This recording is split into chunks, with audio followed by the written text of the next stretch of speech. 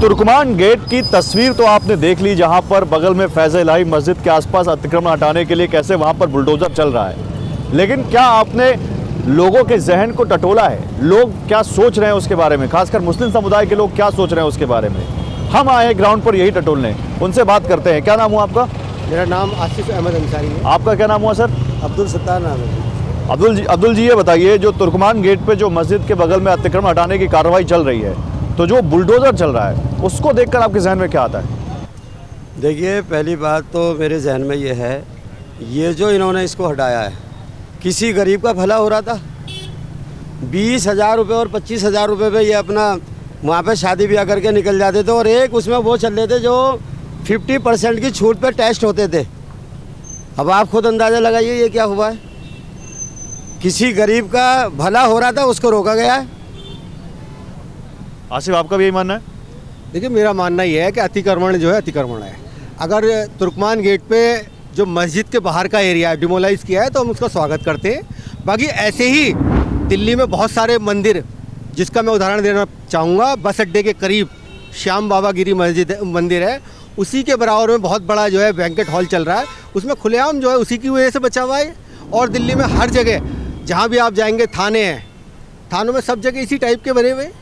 तो जो अतिक्रमण चल रहा है उसका डिमोलिशन सभी समाज के नहीं होना चाहिए, ना कि खाली मुस्लिम के नहीं होना चाहिए। और जो जिस तरीके से कार्रवाई की गई है रात को 1:30 बजे, कानून में कौन सी ऑफेंस में लिखा है कि रात को 1:30 बजे आप डिमोलिशन करोगे? दिन में भी कर सकते हो ना डिमोलिश। जब 99% लोगों ने ये कह दिया कि ये कानून का हम सम्मान करते हैं और इसको डिमोलिशन कर दो आप, फिर भी आप रात को 1:30 बजे जो है ना प्रोग्राम सेट कर रहे हो, तोड़ने आ रहे हो, इस तरीके की बयानबाजी चल रही है, तो उसमें नुकसान कहीं ना कहीं जो है इसमें मुसलमानों का बहुत ज़्यादा नुकसान हुआ है। अच्छा, बात यह है कि बड़े बड़े नेता असदुद्दीन ओवैसी आ गए, ST हसन आ गए, उधर नबी वो आ गए जो समाजवादी पार्टी के सांसद हैं, वो ये कह रहे हैं कि मुस्लिमों को टारगेट करने के लिए सब हो रहा है। नहीं, मुस्लिमों को टारगेट करा जा रहा है, ये हकीकत है। मुस्लिमों को तो टारगेट, हर मुस्लिम मुजरिम है इस देश में। ऐसा लग रहा है कि अब मुस्लिम जो करेगा वो गलत है और जो दूसरे धर्म का करेगा वो सही है। सिर्फ ये देश में एक माहौल बनाया जा रहा है मुद्दों को भटकाने के लिए, ताकि युवा रोजगार न मांगे, शिक्षा की बात ना हो, अच्छे स्वास्थ्य की बात ना हो, इसलिए लोगों को भटकाने के लिए सिर्फ हिंदू मुस्लिम में टारगेट करके मस्जिदों को निशाना बनाया जा रहा है, ताकि किसी के अगर आप धर्म स्थल को छेड़ोगे तो दिल तो हर किसी का दुखेगा, चाहे वो मंदिर हो, मस्जिद हो, गिरजाघर हो। तो आप अगर आपको लगता है, वो कह रहे हैं कि वो जो पीला पंजा है वो अतिक्रमण पे चल रहा है, मस्जिद पे नहीं चल रहा है। अतिक्रमण क्या सिर्फ मस्जिद ही नज़र आ रही हैं और दूसरे धर्म स्थल भी तो हैं। अगर उनकी लिस्ट निकाली जाए तो आप देखोगे तो बहुत सारी चीज़ें ऐसी निकलेंगी।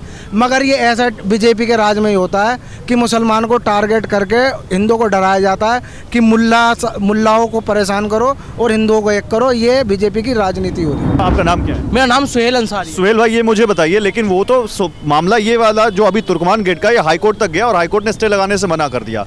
तो ये वो उनका ये तर्क है कि हम जो भी कर रहे हैं 0.195 एकड़ की जो जमीन है, जो मस्जिद और कब्रिस्तान को अलॉट है, उसको छोड़ के कर रहे हैं। मैं आपसे वही कह रहा हूँ, जो उसके बराबर में मंदिर, अभी तक उसके कागज कोई नहीं लेकर आ रहा।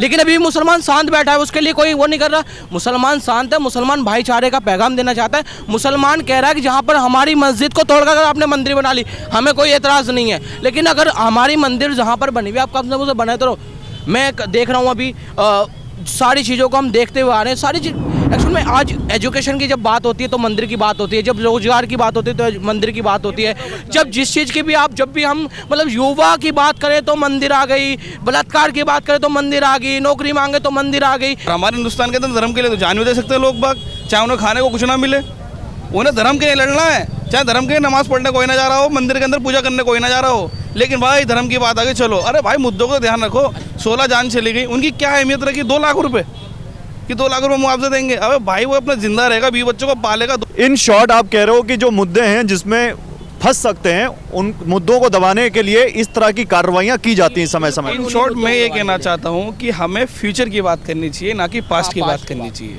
जो अभी प्रेजेंट की भी तो करनी चाहिए। प्रेजेंट जब हमारा अच्छा होगा तभी तो फ्यूचर अच्छा होगा। जब हमारा प्रेजेंट ही अच्छा नहीं हो रहा है तो हम फ्यूचर की बात। वही प्रेजेंट में पूछना है, प्रेजेंट की बात बता रहे। मैं 12th पास हो गया, उसके बाद मैंने ग्रेजुएशन कर ली, मेरी नौकरी की बात बताओ ना।